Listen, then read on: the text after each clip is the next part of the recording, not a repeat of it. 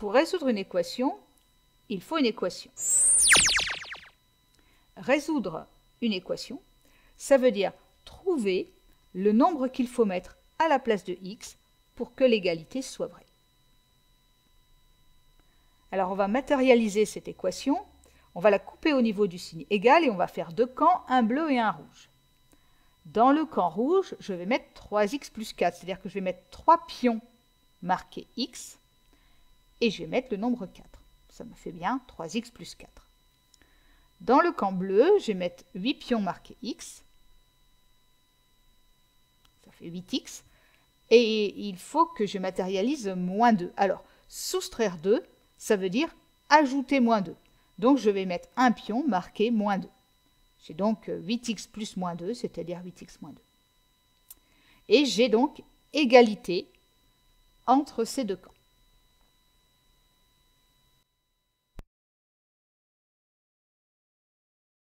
On va abandonner les x un moment pour mettre en évidence une propriété des égalités. On va dire que le camp bleu contient les jouets de Blaise et que le camp rouge contient les jouets de Pascal.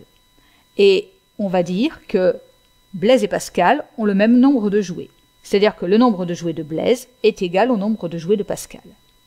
Que se passe-t-il si je donne 2 jouets à Blaise et 2 jouets à Pascal? Qui a le plus de jouets? J'espère que tu vas me dire, personne. Le nombre de jouets de Blaise reste égal au nombre de jouets de Pascal. Supposons maintenant que Blaise et Pascal trient leurs jouets et qu'ils décident chacun de donner 4 jouets. Donc on va avoir 4 jouets en moins dans le camp bleu, 4 jouets en moins dans le camp rouge. Qui a le plus de jouets? Une fois encore, personne.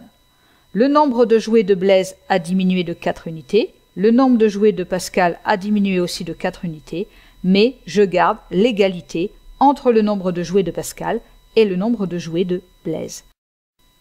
Ce qu'il faut bien comprendre, c'est que si j'ajoute un même nombre aux deux membres d'une égalité, l'égalité est conservée. Et si je soustrais un même nombre des deux membres d'une égalité, le signe égal est conservé aussi.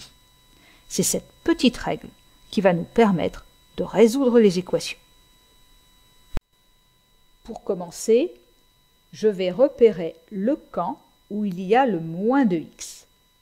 Alors ici, c'est le camp rouge, et dans le camp rouge, il y a 3x. Eh bien, première manipulation, je vais enlever les 3x du camp rouge, et en même temps, je vais aussi enlever 3x dans le camp bleu. Comme j'ai enlevé la même chose dans les deux camps, je garde mon signe égal. Donc voilà ce que j'obtiens. Dans le camp bleu, j'avais 8x, j'en ai enlevé 3, donc il me reste 5x, et il me reste aussi le nombre moins 2, ça fait 5x moins 2. Et dans le camp rouge, il ne me reste plus que 4, j'ai réussi à me débarrasser de tous les x. Donc je vais prendre la peine d'écrire la nouvelle équation obtenue, 5x moins 2 égale 4.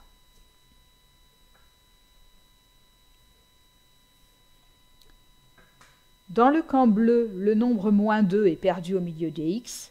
Eh bien, je vais ajouter 2 dans le camp bleu et dans le camp rouge. Comme j'ai ajouté la même chose des deux côtés, je garde mon égalité. Et pourquoi j'ai choisi d'ajouter 2? Parce que 2, c'est l'opposé de moins 2. Et donc, quand je vais ajouter 2 et moins 2, ça va me faire 0. Donc, ce 2 et ce moins 2, je vais pouvoir les enlever. Si le nombre perdu au milieu des x avait été moins 3, eh bien, j'aurais ajouté 3. Si le nombre perdu au milieu des x avait été 6, eh bien, j'aurais ajouté moins 6. J'ajoute l'opposé pour faire disparaître le nombre qui est au milieu des x. J'écris la nouvelle équation obtenue. Dans le camp bleu, j'ai 5x. Et dans le camp rouge, j'ai 4 plus 2, c'est-à-dire 6. J'obtiens donc 5x égale 6. 5x égale 6, ça veut dire que je prends le nombre x, je le multiplie par 5 et j'obtiens 6. Alors maintenant, je vais faire le chemin inverse. C'est-à-dire que je vais partir de 6 et il faut que j'arrive à x. Alors le chemin inverse de multiplier par 5, eh bien ça va être divisé par 5. Donc x est égal à 6 divisé par 5. Et 6 divisé par 5, ça fait 1,2. Donc x égale 1,2.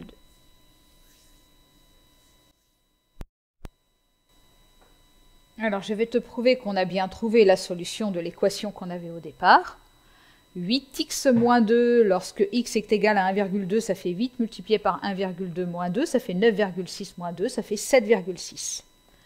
Dans l'autre membre, j'ai 3x plus 4, je remplace x par 1,2. 3 fois 1,2, ça fait 3,6. Et 3,6 plus 4, ça fait 7,6. Je trouve bien le même résultat pour les deux membres. J'ai bien égalité. Donc j'ai bien trouvé la solution de l'équation 8x moins 2 égale 3x plus 4. Il reste une chose à faire. Rédiger correctement la résolution de l'équation. À chaque étape, j'ai pris la peine d'écrire l'équation obtenue. J'ai donc une série d'équations qui ont toutes les mêmes solutions. Je l'écris. Les équations suivantes ont les mêmes solutions. Comme 1,2 est la solution de la dernière équation, c'est aussi la solution de la première. Je l'écris, 1,2 est la solution de l'équation 8x moins 2 égale 3x plus 4. Pour être tout à fait complet, on peut indiquer les différentes étapes de la résolution. Dans un premier temps, pour faire disparaître tous les x du deuxième membre, j'ai soustrait 3x. Ensuite, pour faire disparaître le moins 2, j'ai ajouté 2. Et finalement, j'ai divisé par 5.